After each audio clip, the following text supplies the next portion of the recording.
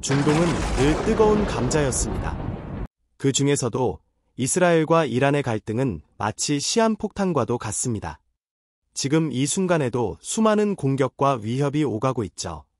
대체 무엇이 이 두 나라를 이토록 첨예하게 대립하게 만드는 걸까요? 그리고 이 갈등의 끝은 어디일까요? 이스라엘이 이란을 공격하는 주된 이유는 바로 이란의 핵개발 때문입니다. 2025년 6월 현재 이란은 공식적으로 핵무기를 완성했다고 선언하지는 않았습니다. 하지만 국제사회는 이란이 사실상 핵무기 보유 직전 단계에 도달했다고 평가하고 있습니다. 최근 미국과 이스라엘의 대규모 공습으로 이란의 일부 핵시설이 파괴되긴 했습니다.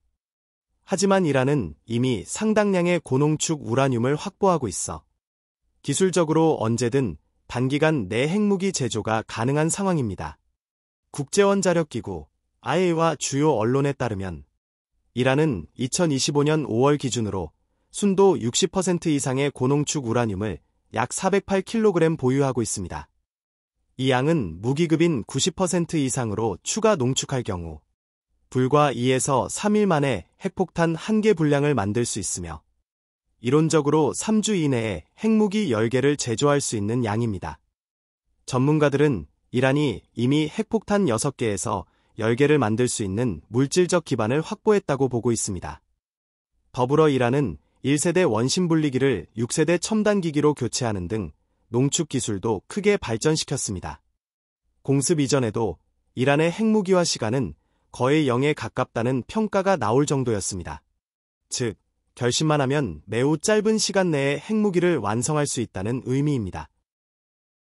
그렇다면 이스라엘은 이렇게 무모해 보일 정도로 이란에 대한 공격을 감행하는 것일까요? 가장 큰 이유는 바로 실존적 핵 위협 때문입니다. 이스라엘은 이란이 핵무기를 개발할 경우 자국의 존립 자체가 위협받을 것이라 판단하고 있습니다.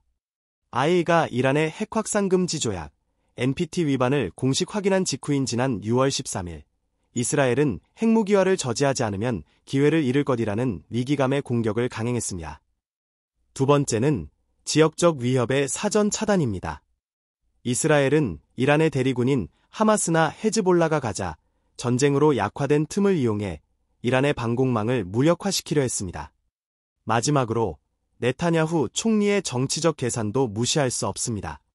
국내 정치적 위기 속에서 강경한 대외 정책을 통해 지지율을 확보하려는 의도도 작용한 것으로 분석됩니다. 하지만 이러한 이스라엘의 선제 공격은 국제법 위반 논란을 낳고 있습니다. 주권 국가의 영공을 침범하고 선제 공격을 가하는 것은 명백한 국제법 위반이라는 주장이 있습니다. 반면 이스라엘은 이란이 이스라엘 파괴를 공식 선언한 점을 들어 유엔 헌장 51조에 따른 자위권 행사가 가능하다고 주장합니다. 특히 지난 6월 21일 미국의 이란 핵시설 직접 공습은 이러한 국제법 위반 논란을 더욱 키웠습니다. 이란은 미국과 이스라엘로부터 수많은 공격을 받으면서도 왜 적절한 대응을 하지 못하고 신용만 하는 것일까요? 실질적인 능력 부족일까요? 아니면 차후를 노리고 힘을 비축하고 있는 것일까요? 이란이 제한적인 대응을 보이는 것은 군사적 능력 부족, 경제적 취약성, 그리고 전략적 계산이 복합적으로 작용한 결과입니다. 첫째, 군사적 능력의 현실적 한계입니다. 이스라엘의 우월한 방어체계와 정밀 타격 능력에 대응할 만한 전력이 부족합니다. 이스라엘의 선제 공습으로 이란의 탄도미사일 발사대의 50% 이상이 파괴되었으며 남아있는 재고도 효과적인 추가 타격에 활용하기 부족한 상태입니다. 텔아비브 공격에 30여 발의 미사일을 사용했지만 이스라엘의 다층 방어망에 대부분 격추되기도 했습니다. 공군력 또한 1970년대 구식 전투기 위주인 반면 이스라엘은 F-35 스텔스기 등 5세대 전투기를 보유하고 있습니다. 둘째, 경제적 취약성이 심각합니다. 미국의 금융제재로 이란의 외환 보유액은 크게 줄어들었고 석유 수출량도 급감하여 국방 예산 확보에 심각한 제약을 받고 있습니다. 높은 인플레이션과 청년 실업률은 전시 동원 능력을 저하시키며 전력 부족으로 군수 공장 가동률도 절반 이하로 떨어져 드론과 미사일 생산 속도가 크게 감소했습니다. 셋째, 전략적 계산입니다. 이란은 체면 칠해용 보복을 통해 위신을 유지하면서도 전면전을 회피하여 체제 보존을 꾀하고 있습니다. 카타르 내 미군 기지 공격 시 사전에 미국의 공격 계획을 통보한 것은 인명피해를 최소화하면서 보복 의사만 과시하려는 전략으로 분석됩니다. 또한 호르무즈 해협 봉쇄 카드는 최후의 수단으로 남겨두고 있으며 핵시설 공격 전 고농축 우라늄을 비밀 장소로 이동시킨 것은 향후 협상에서 압박카드로 활용하기 위한 전략으로 해석됩니다.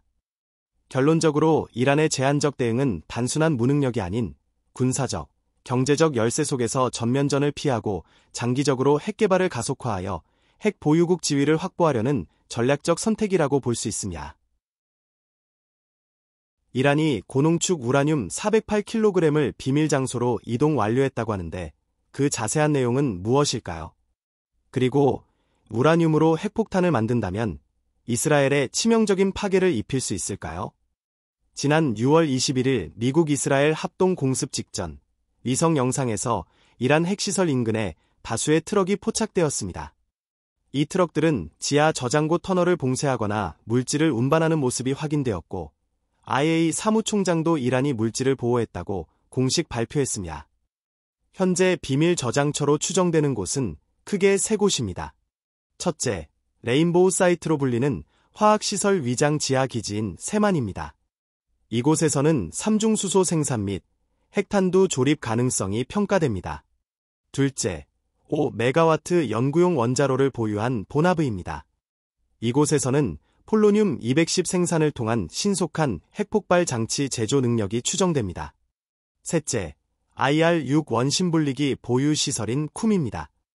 이곳에 고농축 우라늄 70% 이상이 저장되어 있을 가능성이 제기됩니다. 그렇다면 408kg의 우라늄이 핵무기로 전환된다면 얼마나 파괴적일까요? 순도 60% 우라늄을 90% 이상의 무기급으로 농축하는데 2에서 3일이면 1기 분량을 완성할 수 있고 3주 내에 9기 분량이 완성 가능합니다. 이란은 세만 시설에서 100에서 150KT급 수소폭탄 제조 능력을 보유한 것으로 추정됩니다. 샤하브 3 미사일, 사거리 2000km의 핵탄두를 장착하여 텔아비브 타격도 가능합니다. 히로시마 폭탄 수준인 15KT급 핵폭탄으로도 텔아비브 중심부의 90%를 파괴할 수 있습니다. 다만 이란 미사일의 정확도 한계로 인해 도심 직접 타격 성공률은 40% 미만으로 분석됩니다. 그렇다면 이미 핵폭탄을 만들어 놓고 거짓 정보를 흘리는 것은 아닐까요? IAEA는 현재까지 이란의 완성된 핵무기 존재를 확인하지 못하고 있습니다. 2025년 6월 보고서에서도 우라늄 이동은 확인했지만 무기화 증거는 없다고 명시했습니다. 하지만 최악의 경우 보나브 지하 시설에서 기존 우라늄을 활용해 6개월 내 3에서 5기의 소형 핵폭탄 조립이 가능할 것이라는 분석도 있습니다. 이란의 핵무기화 소요 시간은 정치적 결정 시 72시간 내 첫 핵폭탄 생산이 가능하다고 알려져 있습니다. 결론적으로 이란은 408kg의 고농축 우라늄을 이동시켜 핵무기 생산 기반을 보존했지만 아직 완성된 핵폭탄을 보유했다는 증거는 없습니다.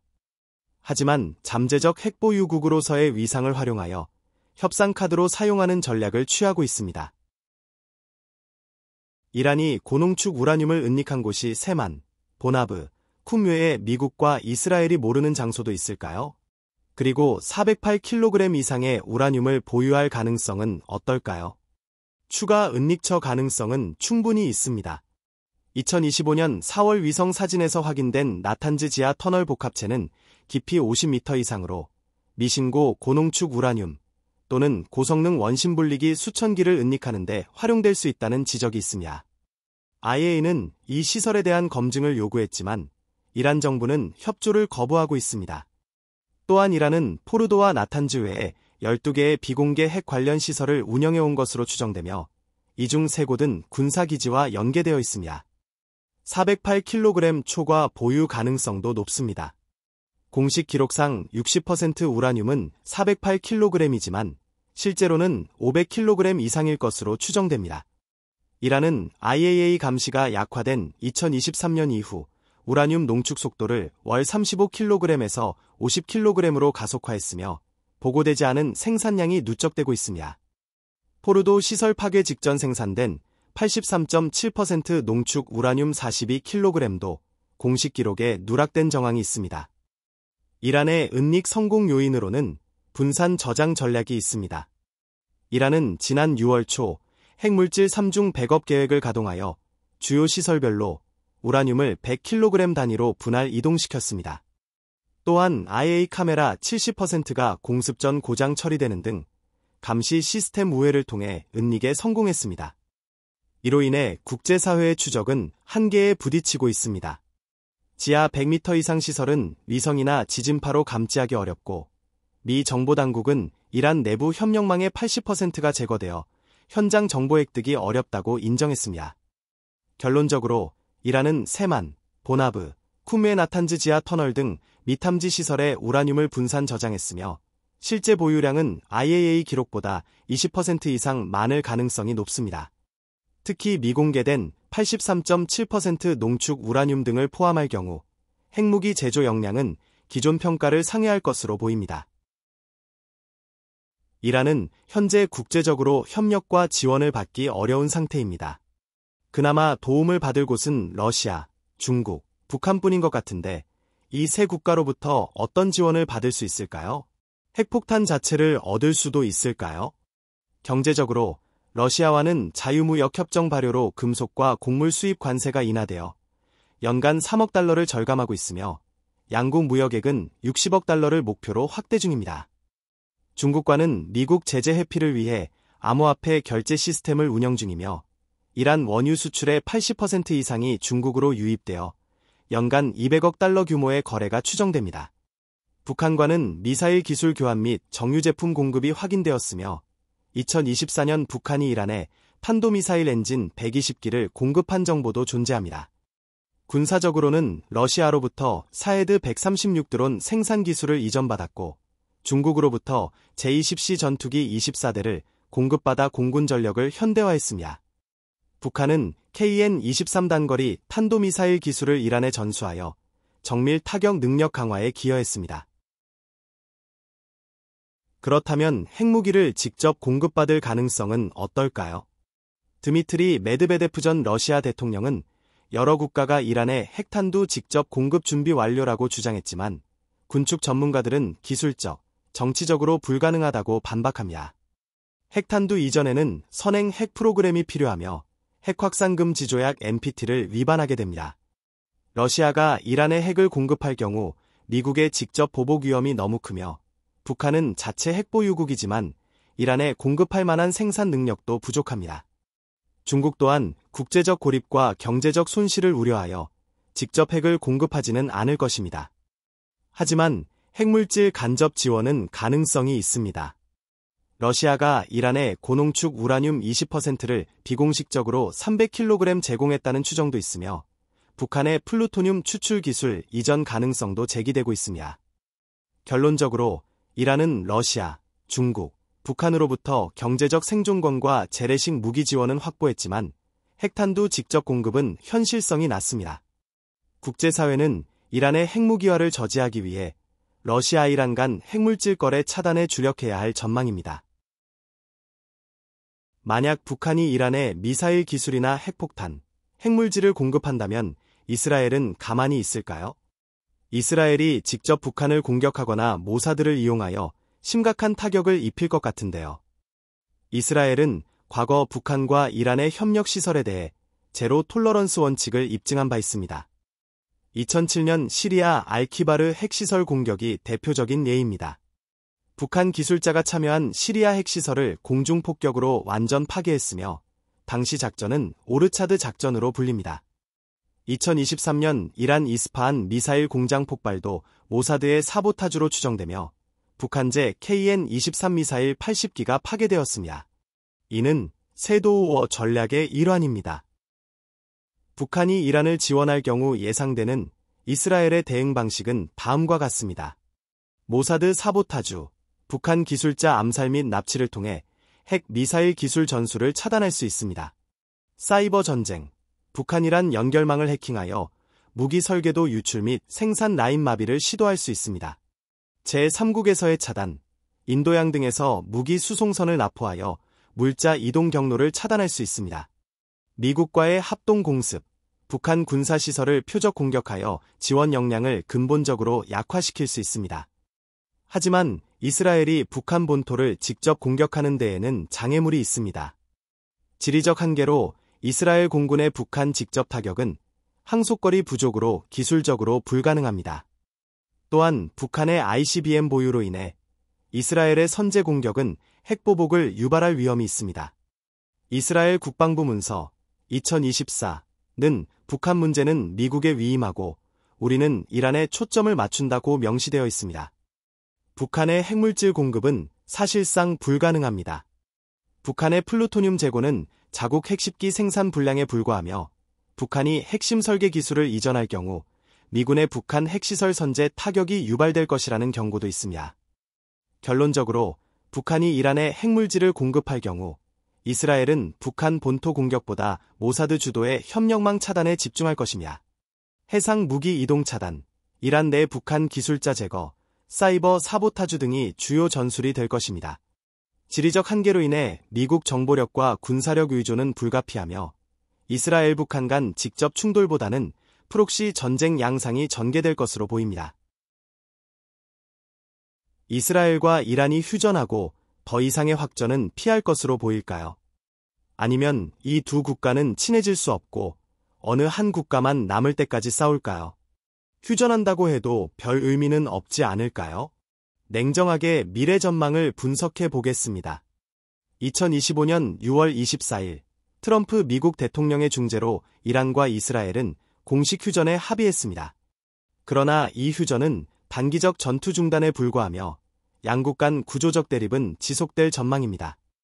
이란의 핵 개발, 이스라엘의 안보 위협 인식이라는 핵심 갈등 요인이 해소되지 않았기 때문에 장기적 안정성은 매우 취약합니다.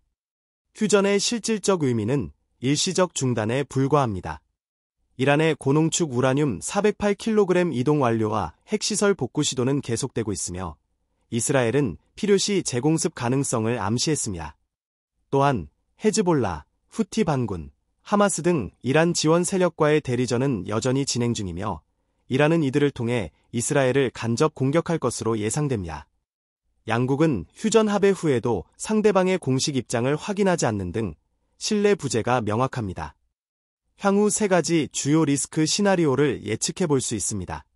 첫째, 핵개발 재가동 시한폭탄입니다.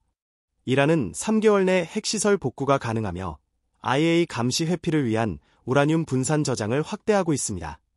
이스라엘은 핵무기와 임계점 도달 시 재선제 타격을 공식화했으며 모사드의 사보타주 작전이 가속화될 전망입니다.